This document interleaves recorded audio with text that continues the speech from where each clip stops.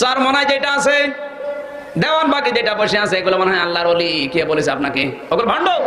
আসসালামু আলাইকুম দর্শক শ্রোতা, কেমন আছেন সবাই? আশা করি সবাই ভালো আছেন।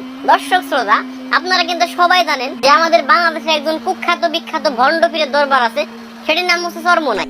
হ্যাঁ, আমরা জানি যে বাংলাদেশে একটা নয় অধিক ভণ্ড পীরের দরবার আছে, কিন্তু চরমনাই পীর সাহেব মানে তাদের দরবারটা যে ভণ্ড, মানে তুমি যেরকমের বলতেছো এরকমের যে ভণ্ড, সেটা আগে জানতাম না। অবশ্যই তুমি প্রমাণ সহকারে আজকে নাকি দেখাবা, সেটা আমরা দেখে যাব।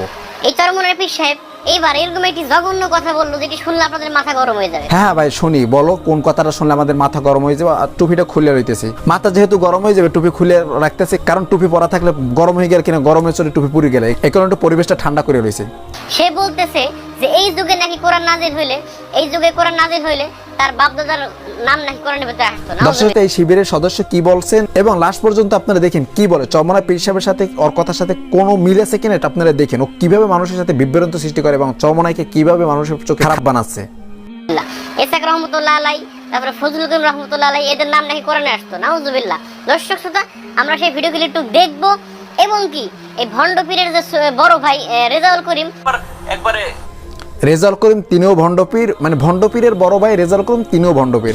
হ্যাঁ হ্যাঁ ভাই, চরমনাই পীর সাহেব ভণ্ড এবং তুমি হলো বাংলাদেশের সবথেকে শ্রেষ্ঠ আলেম। চরমনাই পীর সাহেব সে তো ভণ্ড, তাকে তো মানুষ কেউ কোনো মানুষ ভালো জানে না, সবাই খারাপ চোখে দেখে। আর তুমি যদি একটা মাহফিলে যাও, সেই জায়গায় তো লক্ষ লক্ষ মানুষ হবে। চরমনাই পীর সাহেবকে তো সকলেই বয়কট করছে। ওর কথাগুলো কিছু শুনে আসি। দর্শক সাথে আপনার শুনলে, আপনি লাস্ট পর্যন্ত শুনলে আপনার নিজের মাথা খারাপ হয়ে যায়। একটু ধৈর্য সহকারে শুনুন। আর আপনার মাথা যদি গামছা বা টুপি কিছু থাকে তাহলে খুলেন, কারণ মাথা গরম হয়ে যাবে। আমি খুলে রেছি অলরেডি, কারণ গরম আমার শুনি এখনই গরম হইতেছে। ওর কথা শুনে কিন্তু গরম হইতেছে। যাই হোক, মাথা কিছু তাহলে খোলেন।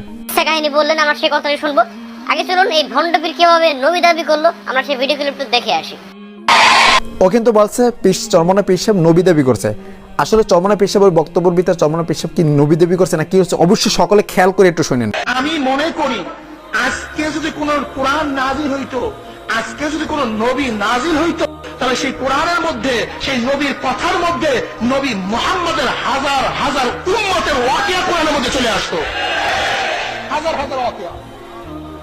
যেহেতু নবী আর আসবে না, রসুল আর আসবে না, কোরআন নাজিল হইতো, তার সেখানে আব্দুল কাদের জালিল রহমতুল্লাহর কথা চলে আসতো। যদি আজকে কোন কোরআন নাজিল হইতো, সেখানে শিবলি রহমতুল্লাহর কথা চলে আসতো।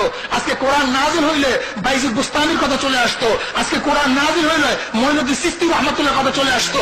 দর্শক শ্রোতা, চরমনাই পীর সাহেব হুজুর কিন্তু এই জায়গায় একটা কথা স্পষ্ট ভাষায় বলেছেন যে আজকের যদি কোরআন নাজিল হইতো, সে কিন্তু আজকের কথা বলছে। অর্থাৎ এটা কিন্তু একটা উদাহরণস্বরূপ আর কি কথা বলছে। অর্থাৎ কিছু কিছু গাদা আছে, অশিক্ষিত মূর্খ, তারা হলো যে আজকের কথা মানে উদাহরণ দিয়ে যে কথাগুলো, সেই কথাগুলো তারা বোঝে না, তারা হলো অশিক্ষিত মূর্খ।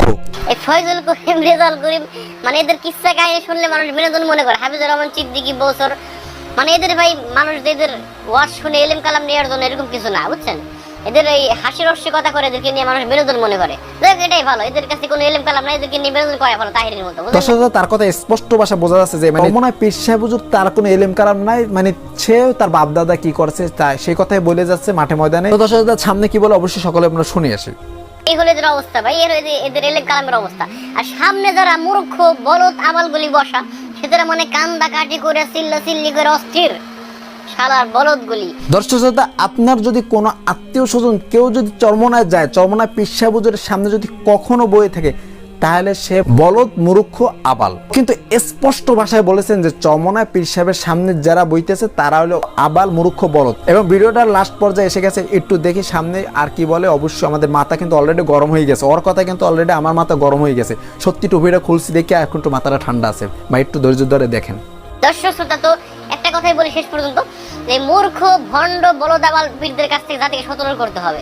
তাছাড়া আমাদের বাংলাদেশটা দিন দিন অধঃপতন হয়ে যাবে, বুঝছেন? এসব পাগল ছাগলদের কাছে মানুষকে যেতে দেওয়া যাবে না। তো দর্শক, ওর লেবাসটা দিয়ে তাকায় দেখেন। ও যদি চরমনাই পীর সাহেব হুজুরের বিরুদ্ধে কথা বলে তাহলে কি সেটা মানা যায় বলেন?